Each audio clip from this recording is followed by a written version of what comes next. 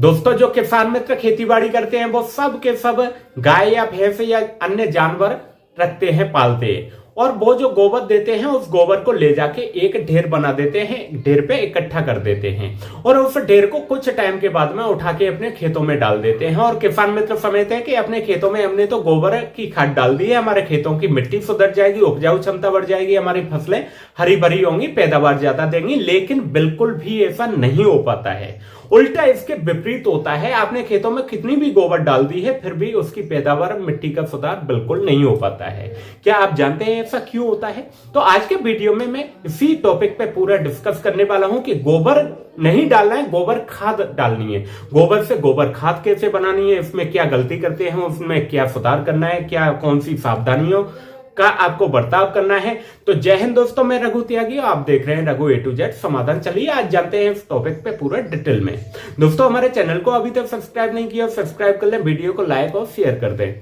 सबसे पहले अपन जानते हैं जो गोबर डालते हैं वो गोबर नहीं डालना है, गोबर खाद बना के जब डालना है। तो गोबर खाद कैसे बनाई जाती है उसकी डिटेल में जानते हैं। सबसे पहले आपको खुली जमीन पे गोबर कभी भी नहीं इकट्ठा करना है गोबर खाद। तो उसके लिए आप अगर संभव है तो आप एक गड्ढा बना लें, चाहे चौकोर बना लें या गोल आकार का बना लें। वो 10-12 फीट गहरा आप कर लें उसको, अगर संभव है तो, नहीं तो थोड़ा सा उसको कम भी कर सकते हैं। लंबाई चौड़ाई आपके जमीन कितनी उपलब्ध है आपके यहाँ पे, उस आधार पे आप रख सकते हैं।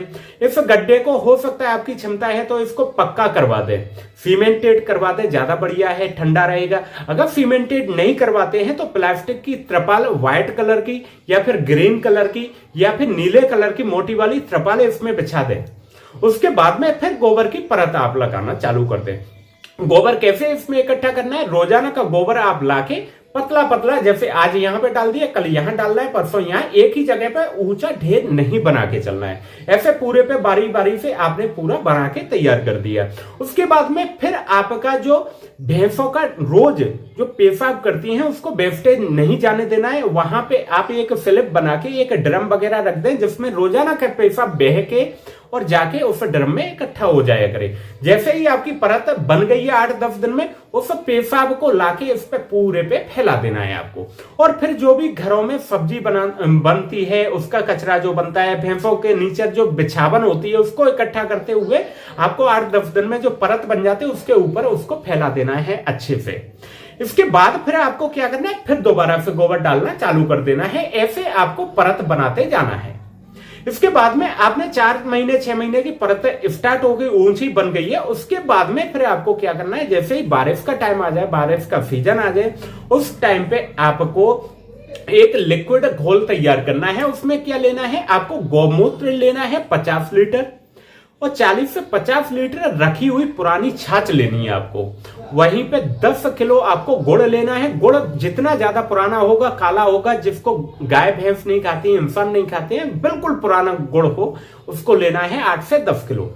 और इसमें 5 किलो आपको लेना है बेसन, चने का आटा जिसको बोलते हैं। और 2-2 किलो लेनी है 2-3 दालें आप ले सकते हैं, उड़द की ले सकते हैं, मसूर की ले सकते हैं, मूंग की ले सकते हैं, या फिर आप अरहर की, तुअर की जो बोलते हैं वो भी आप पीस के उसकी दाल का आटा ले सकते हैं। इस सबको आप 8-10 दिन के लिए घोल बनाने के लिए रख दें आप ड्रम में। अच्छे से ये तैयार हो जाएगा 8-10 दिन में। फिर इसको लाके पूरे गोबर जहां पे तैयार किया था आपने जिस गड्ढे में, उस पे पूरे पे आपको फैला देना है। तो जो आपने इसमें छाछ मिलाई है, छाछ में जो बैक्टीरिया होता है वो अपना डेवलप कर लेता है, अपनी संख्या बहुत ज्यादा बढ़ा लेता है और फफूंद और मित्र बैक्टीरिया और भी तैयार हो जाते हैं। फिर इस गोबर पे आपको लाके पूरे पे फैला देना है और ऊपर से बारिश का पानी चलने देना है। बारिश का पानी हो जाएगा, फिर इसको फावड़े से लाके और इसको पूरी को मिला देना है अच्छे से, नीचे से ऊपर तक, ऊपर से नीचे तक पूरी को उलट पुलट कर देना है। उसके बाद में बारिश का पानी 1-2 इस पे बारिश होने देनी है। उसके बाद में ये खाद आप देखोगे कि कुछ ही टाइम के बाद में इतनी जबरदस्त बनके तैयार हो जाएगी कि खतरनाक वाली, जिसका बहुत जबरदस्त फायदा आपको मिलेगा। इसमें बहुत ज्यादा खर्चा नहीं है, बहुत ज्यादा मेहनत, थोड़ी सी मेहनत जरूर लगेगी। फिर इस खाद को आप ले जाके अपने खेतों में डाल देनी है, खेतों में बराबर मात्रा में पूरे में फैला देनी है। ये फैलाव शाम के टाइम कोशिश करना, दोपहरी में खाद कभी नहीं डालनी है। बहुत ज्यादा गर्मी के टाइम पे आपको गोबर की खाद खेतों में कभी नहीं डालनी है। ज्यादातर मैंने लोगों किसानों को देखा है कि गोबर की खाद को भर के ट्रॉलियों में और खेतों में गर्मी के टाइम डाल देते हैं, फिर खुली छोड़ देते हैं। तो वो गोबर की जो खाद होती है वो बिल्कुल सूख जाती है, उसमें जो मित्र बैक्टीरिया, मित्र फफूंद जो होती है वो मर के नष्ट हो जाती है। तो वो गोबर सिर्फ एक खोखला बचा है, उसमें जो ताकत थी वो बिल्कुल कुछ भी नहीं बची है। और खुली जमीन पे जो गोबर खाद आप डाल के तैयार करते हो गोबर, उसमें से जो निचोड़ बारिश का पानी जो गिरता है उसमें से जो निचोड़ बनता है वो जाके मिट्टी में समा जाता है, जहां पे गोबर इकट्ठा कर रहे हो, खाद बना रहे हो वहां पे, तो वो भी खोखला हो जाता है। उसको जाके खेतों में डालते हो तो वो आपको खुली जमीन पे नहीं डालना है, वो आपको एक गड्ढा करके उसको पक्का कर लो या त्रिपाल बिछा लो, उसमें जाके तैयार करना है। और हमेशा शाम के टाइम गोबर खाद को भर के अपने खेतों में डालना है और डालने के तुरंत बाद गहरी जुताई कर देनी है, मिट्टी में अच्छे से मिला देना है।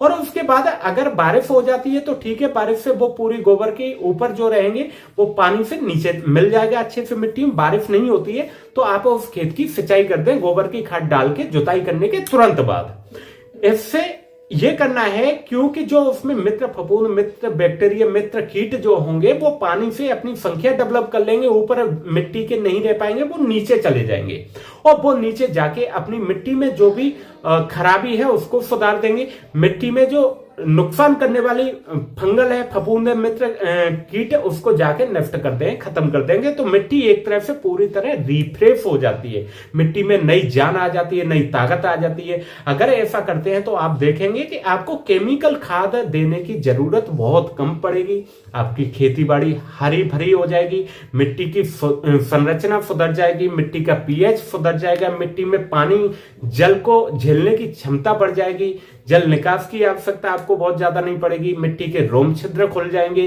तो ये सारे के सारे आपको फायदा मिल जाते हैं। तो इसमें सावधानी आपको कुछ यही रखनी है कि गर्मी के टाइम पे आपको खेत में खाद कभी नहीं डालना है, नहीं तो वो सूख जाता है, उसके मित्र फफूंद, मित्र बैक्टीरिया मर जाते हैं। दूसरी सावधानी, खेत में डालने के तुरंत बाद गहरी जुताई करके आपको सिंचाई कर देनी है, जिससे कि गोबर में जो पनपे हुए बैक्टीरिया है वो जमीन के अंदर जाके फैल जाए। और इसके बाद में आपको फिर दोबारा से यही प्रक्रिया चालू कर देनी है। खुली मिट्टी में, खुली जमीन पे आपको ढेर लगा के खाद नहीं बनानी है। वो गोबर खाद नहीं होती, वो सिर्फ गोबर होता है, कच्चा गोबर। वो फायदा नहीं करता, वो उल्टा नुकसान करता है, क्योंकि कच्चा गोबर जो नुकसान करने वाले कीट होते हैं, फफूंद होती है, उसका प्रिय भोजन होता है। अगर कच्चा गोबर अपने खेतों में आप डालते हैं तो वो बीमारियां पनप जाएंगी आपके खेतों में, उसकी वजह से काली जड़, जड़गलन की दिक्कत ज्यादा आएगी, दीमक जिसको उदई बोलते हैं वो ज्यादा बढ़ जाएगी, व्हाइट ग्रब जिसको सफेद गिड़ार बोलते हैं, जो फसलों की जड़ों को काट काट के खत्म कर देता है, वो बढ़ जाएगी। और जो आलू में चेचक आती है वो चेचक बहुत ज्यादा बढ़ जाएगी। तो ये सारी समस्याएं आपकी कच्ची गोबर डालने की वजह से आती है। तो आपको कच्चा गोबर नहीं डालना है, गोबर को हमेशा डिकम्पोज करके ही डालना है। तो वीडियो आपको अच्छी लगी हो तो लाइक करें, अपने यार दोस्तों तक शेयर कर दे, और चैनल सब्सक्राइब नहीं किया हो चैनल को सब्सक्राइब कर दे। जय हिंद, जय भारत।